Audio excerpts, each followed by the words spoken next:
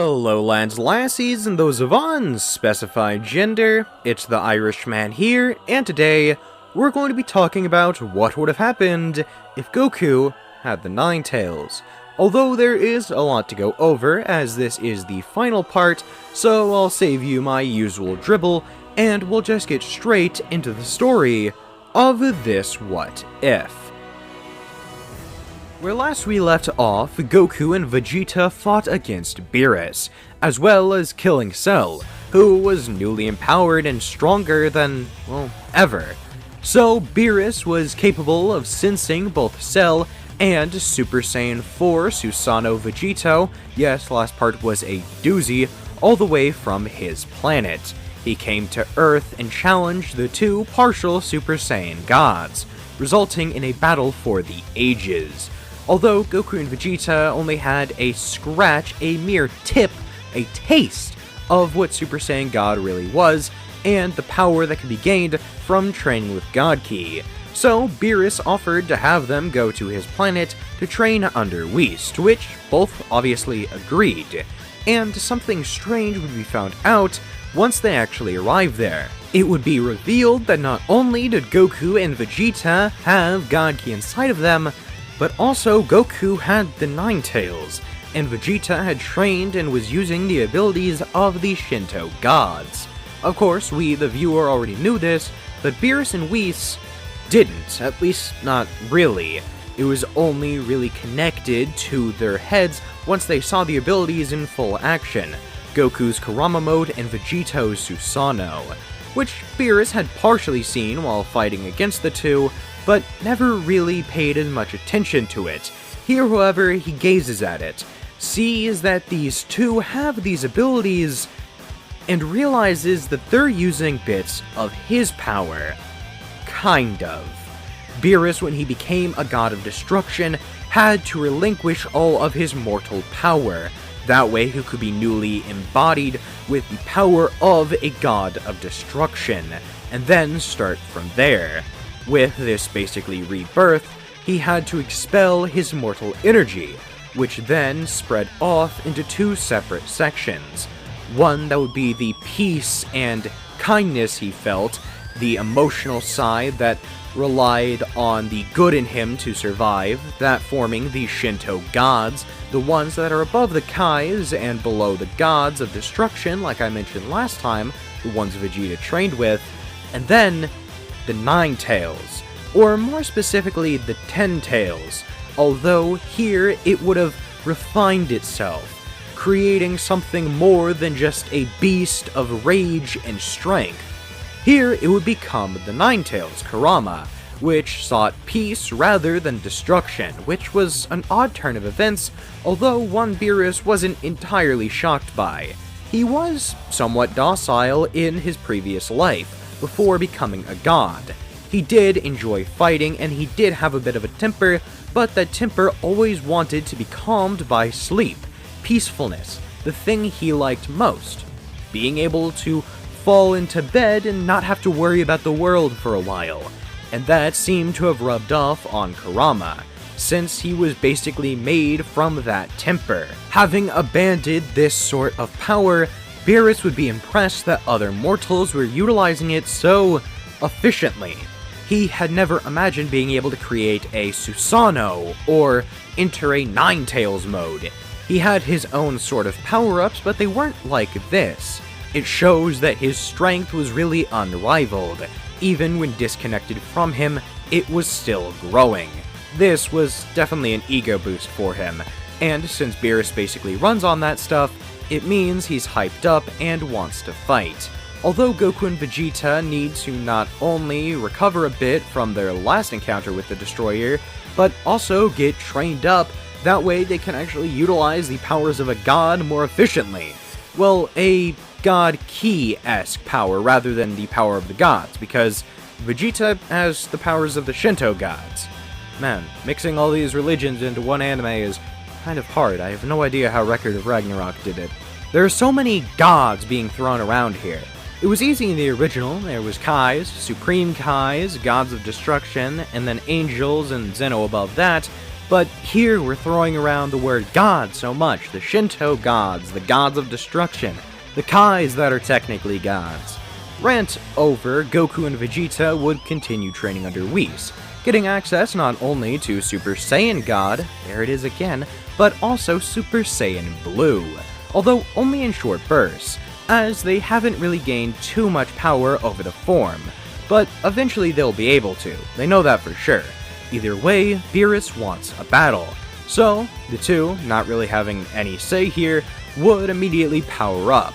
Goku would activate his Kurama Chakra Cloak as well as Super Saiyan God, having a violet-red light illuminating around him while in his regular Super Saiyan God form. Vegeta would activate Super Saiyan God with a Susanoo around him, as well as powering up even further into Blue, having mastered it just a bit more. He's really complete with his power here. He knows how to utilize it perfectly, even more so than Goku thanks to his training with divine beings, as well as the head start he had from training with God Ki prior. The two charge at Beerus, although even though they have increased in power exponentially, they aren't even able to land a hit on Beerus, since he is now showing even more power than he did a few months ago. But then, when Beerus tones it down a little bit and Goku and Vegeta amp it up to 11, well then Beerus is getting pressured a little, which is exactly what he wanted. He lets loose a bit more and Goku and Vegeta power up even further, Goku accessing Super Saiyan Blue fully, and Goku and Vegeta would be able to press Beerus at least a little now, although the Cat God is still far beyond them. It would only take another year or so before they're truly able to match him, at least in his eyes, and that's kind of wishful thinking. But he still gives it that much time, sets an alarm, and then goes to sleep. After that much time passes, with brief interludes where Goku and Vegeta go back to Earth, which of course would be a little less brief for Goku since Chi-Chi wants him there, Goku and Vegeta would fight again, with Beerus of course, they're not fighting each other, my wording was a little vague there. Beerus would be pressed even more so than before, in fact, they're actually able to get the drop on him on a few occasions. He decides to show what is possibly 100% of his power. I say possibly because we all know whenever Beerus says that, he's lying out of his butthole, but still. He shows what is 100% of his power, and Goku and Vegeta are able to contend with him, which shows that they might actually be the rivals he had been wanting for so long. Although then, suddenly the party is ruined once Champa and Vados intervene, as they want to hold a tournament. Well, only after Beerus shows what Cup Ramen is, something that Champa must have. So he decides to have an inter-universal tournament to decide who gets the fate of the Earth, as well as Cup Ramen, which Champa is just oh so eager for. I mean, it's good, really good, but it's also poor people food, so you gotta wonder, why does a god want that? No, you don't have to wonder, it's delicious.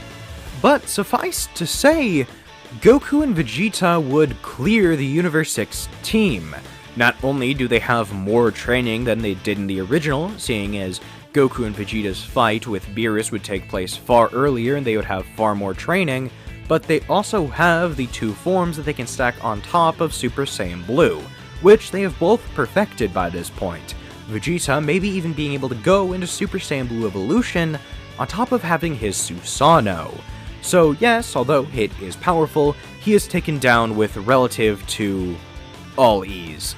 So then Goku and Vegeta would bask in their glory and ask if they can fight Champa, although little do they know that Champa is actually weaker than what Beerus showed them a little while ago.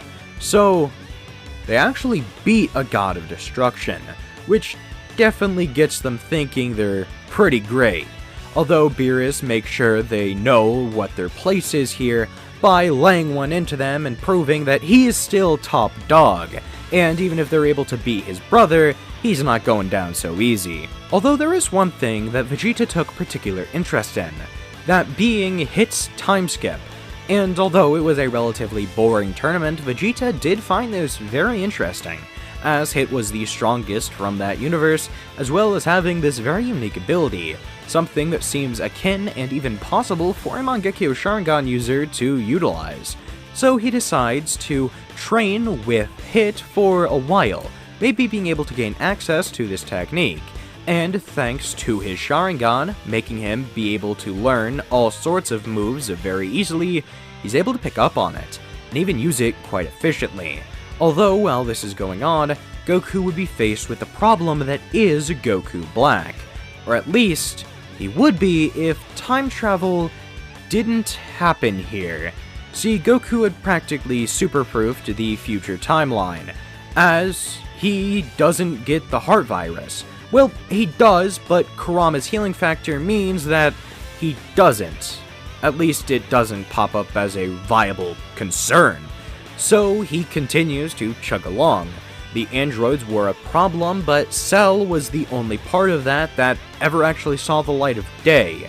So there was no need for a time machine, no need for meddling, and no need for Zamasu.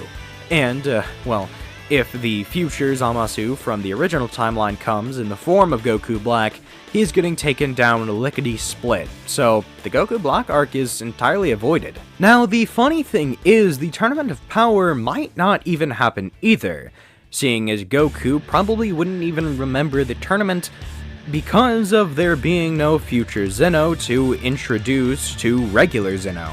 And of course Zeno wouldn't remember it because there's no other Zenny to pique his interest, or to elaborate on what a tournament is. Although I'm going to say there is actually a Tournament of Power simply because I want it to happen and think it's cool. So Zeno remembers, asks Goku, Goku remembers, and decides that it should be a thing. Although I doubt that there would be the addition of universes getting erased, only because that seems like something that two Zenos collaborating would decide on. You could say it's something the Grand Priest would come up with, but it does sound like a more Zeno move. Destroying universes just cuz, especially future Zeno.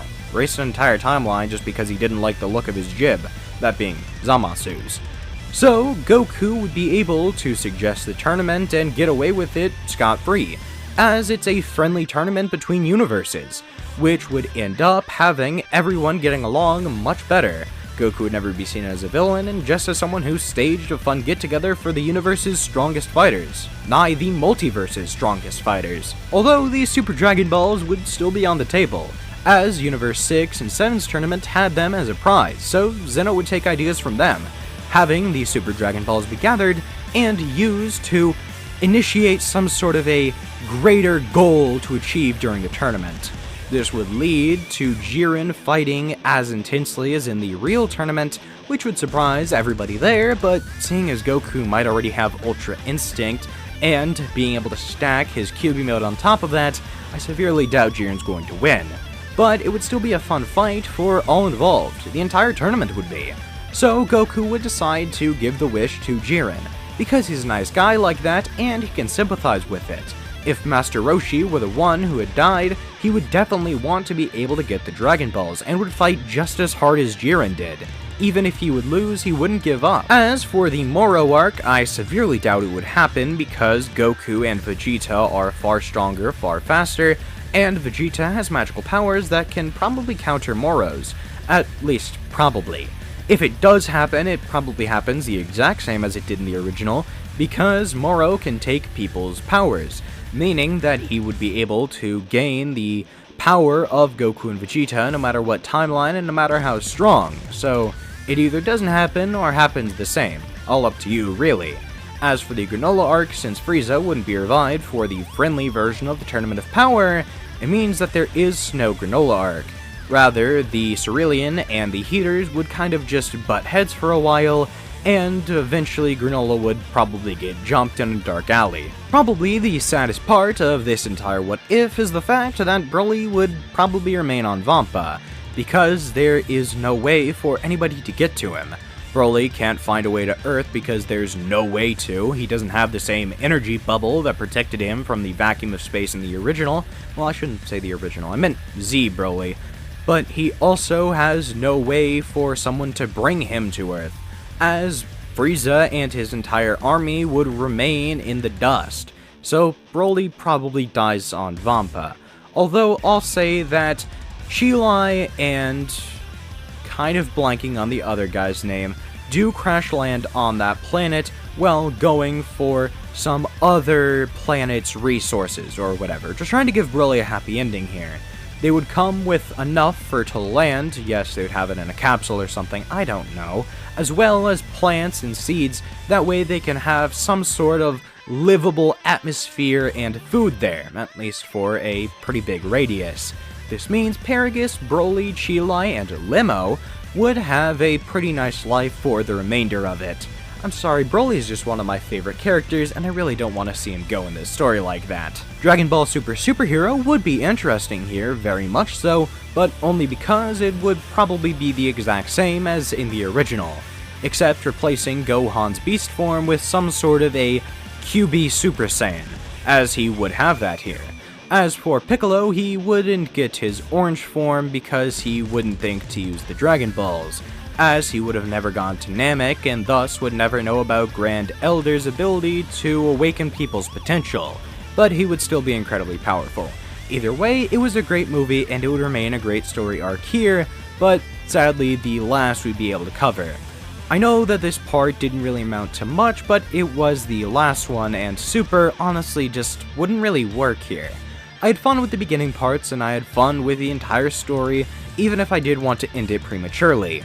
But I hope you all enjoyed this video, and if you wouldn't mind liking the video, subscribing to the page, or maybe even going to another video if you feel so, then I would greatly appreciate it. But anyway, and now with this story concluded, I'll talk to y'all later.